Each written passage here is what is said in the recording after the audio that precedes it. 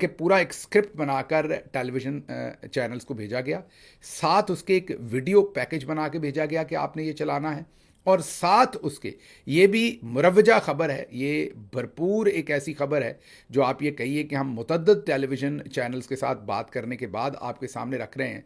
उन सब ने कन्फर्म किया है कि हमें टेलीफोन आए, हम पर प्रेशर पड़ा, उसके बाद DGISPR के प्रेशर के बाद हम ये ख़बर दे रहे हैं। अब ख़बर क्या दिलवाई, आपके सामने रखते हैं। ख़बर यह दिलवाई कि वज़ीर आला खैबर पख्तूनख्वा का दहशतगर्दी के शवाहिद के हवाले से गुमराह कुन बयान और असल हक़ाइक़। खबर ये दिलवाई PTV पर, समा न्यूज़ पर, दुनिया न्यूज़ पर, GNN पर, 92 न्यूज़ पर, एक्सप्रेस न्यूज़ पर, बाकी भी जो बच गए, कोई जियो, ARY, सब पर ये खबर चलवाई। एक ही लाइन में खड़े हो गए महमूद और अयाज, सब ने एक ही खबर दी, ज़ोरदार ब्रेकिंग, फटे चले धमाकेदार, और अस्करी ज़राए भी नहीं लिखा गया, सिक्योरिटी ज़राए भी नहीं लिखा गया। टेलीविज़न चैनल इतने मजबूर थे, ये ऐसे ही है कि DGISPR ने कहा फ़लाँ बंदे को गाली निकालो, तो टीवी चैनल तो गाली नहीं निकालेगा ना। मैं अगर टीवी चैनल को कहूं कि भाई मैं फ़लाँ को ये गाली निकालना चाहता हूं, तो वो मेरे नाम से फिर चला देंगे कि फ़लाँ कह रहे हैं, शहबाज साहब कह रहे हैं, या फ़लाँ बंदा ये कह रहा है। लेकिन यहाँ टीवी चैनल्स के हाथ इतने बंधे हुए हैं कि उनको कहा अपनी तरफ से निकालो, और उन्होंने निकाली। उन्होंने ये नहीं बताया कि ये स्टेटमेंट वो किसकी तरफ से चला रहे हैं। उन्होंने अपनी तरफ से, टेलीविज़न अमूमी तौर पर या तो टेलीविज़न की अपनी तहकीकाती रिपोर्ट होती है तब वो चलाते हैं, लेकिन ऐसी स्टेटमेंट्स तो टीवी नहीं दे सकता किसी इंडिविजुअल के बारे में, वो भी जो सूबे का इलेक्टेड चीफ मिनिस्टर हो, बल्कि पूरे सूबे के बारे में। तो ये खबरें चलाई गई, गैर जानबदार मीडिया की गैर जानबदार रिपोर्टिंग थी ये।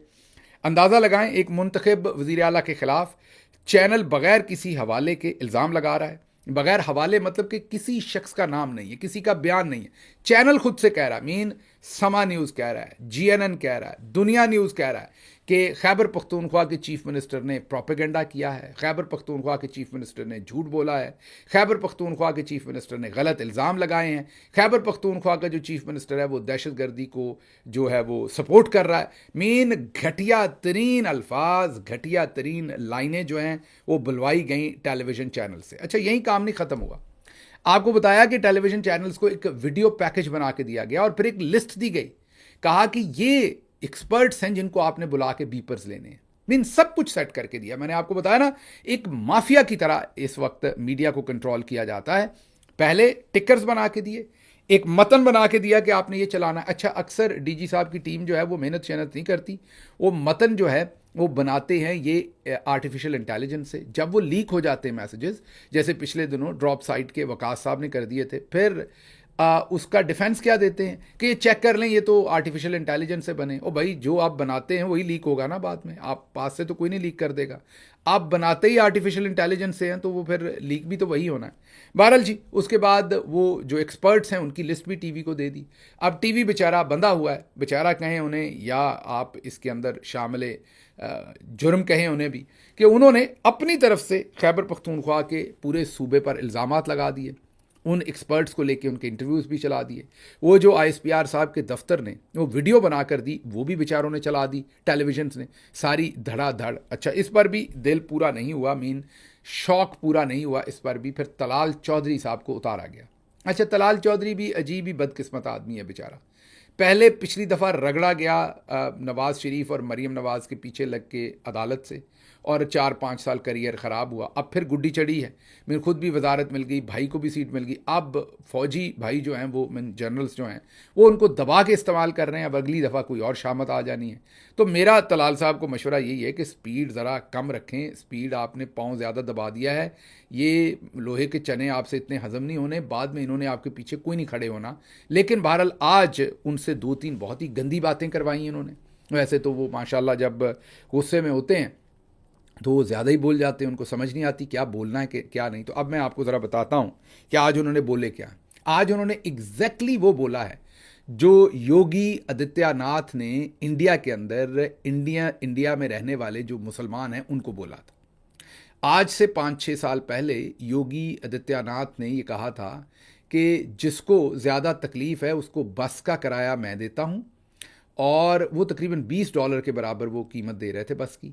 बस का किराया मैं देता हूँ और वो इंडिया चला जाए। ये योगी आदित्यनाथ ने इंडिया में रहने वाले मुसलमानों को कहा था और बड़ा कोहराम मचा था इसके ऊपर। आज सुहेल अफरीदी को यही मशवरा पंजाब के एक गबरू जवान ने, जो फैसलाबाद का रहने वाला है, उसने DGISPR, जो कि अगेन पंजाबी हैं, जो आपके आर्मी चीफ हैं वो अगेन पंजाबी हैं, उन्होंने माशाल्लाह से DGISPR साहब किए अहकामात पर पंजाब के जवान ने बैठ के टीवी पर, जो खैबर पख्तूनख्वा का चीफ मिनिस्टर है, जो पूरे सूबे को रिप्रेजेंट कर रहा है अपोजिशन समेत, उसको ये कहा है कि आपको अफगानिस्तान बहुत पसंद है, आप अफगानिस्तान के बड़े मदाह बने हुए हैं, आप उनका केस प्लीड कर रहे हैं, तो आप अफगानिस्तान चले जाएं। यहाँ नहीं रुके तलाल चौधरी साहब, रुकते नहीं हैं वैसे, भले फिर कुछ भी हो, सर धड़ की बाजी लगा देते हैं, भले फिर हड्डियाँ टूटें, कुछ भी हो, फिर नहीं रुकता भाई हमारा, मतलब सर धड़ की बाजी लगा देते। यहाँ नहीं रुके, यहाँ ब्रेक नहीं लगी। वो जो पीछे से चाबी भरी थी DG साहब ने, वो ज़्यादा ही भर दी। वो कई दफ़ा छोटी छुरली के अंदर मसाला ज़्यादा डाल दें तो वो, मैंने आपको बताया, वो ज़्यादा तेज़ चलती, कई दफ़ा अपनी ही लुंगी में चल जाती है। ये उनके साथ भी यही हो रहा है।